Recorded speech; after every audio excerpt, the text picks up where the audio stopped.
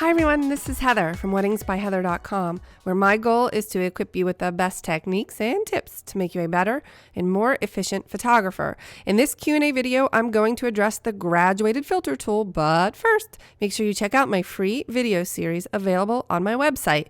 This week's question comes from an anonymous website visitor, and they wrote, "Happy Monday, Heather. I'd love to see you do a tutorial on the Lightroom graduated neutral density filter.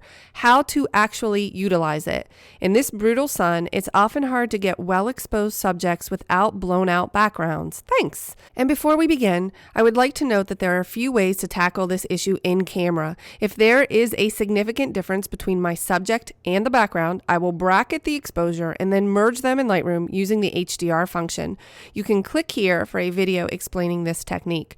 Secondly, if bracketing is ineffective, I will add light via a flash, and that could be either on or off camera.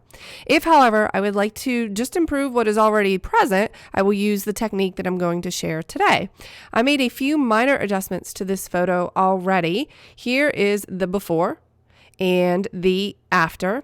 In order to access the graduated filter tool, simply press M on your keyboard. There are many things that we can impact with the graduated filter tool, but for this demonstration, let's go ahead and click on the presets and choose exposure. And we can just pull down on the exposure. It might already do that for you. And then you can simply click and drag in order to do things like this. Now, if you don't want this to be like one of those airplanes, whee, it's fun. If you hold down Shift while dragging, so let me go ahead and delete that simply by pressing delete or backspace. Now I'm going to hold down Shift and then click and drag. It constrains the graduated filter to a straight line that's 90 degrees, either horizontal or vertical. We're obviously on the horizontal, so we can pull that down. And the thing about this tool is that it is interactive, which is really nice because oftentimes I don't know where to adjust these settings until I have it on the photo. So now I can come in and pull down on that exposure. I could increase the saturation. I could increase the blue a little bit. Obviously, I don't need to do that for this one because the sky is already very saturated and looks really nice.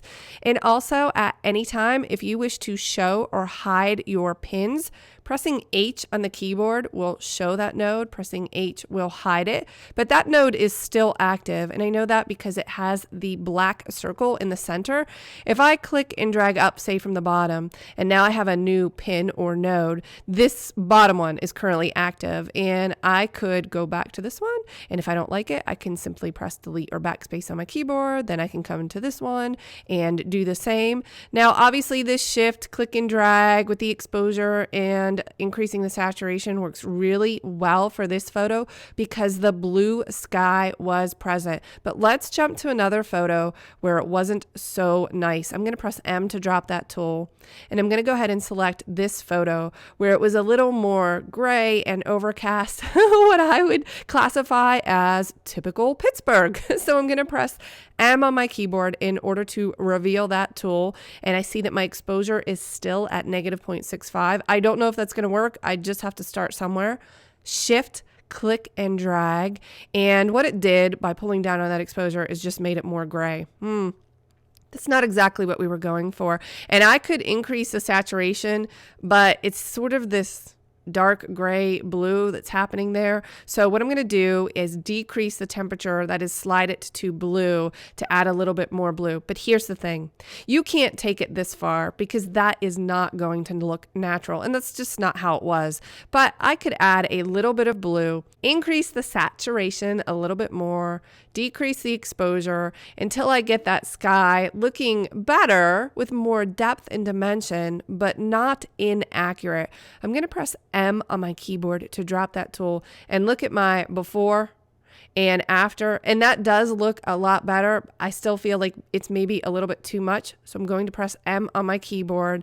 And there's this really neat trick in order to just decrease that overall effect. If you go ahead and select that pin to make sure that it's active, you can click this arrow. And when you do, you get this amount slider. So now I can simply decrease the amount or increase the amount just using this slider. I hope that you found this useful. I'll see you in the next video.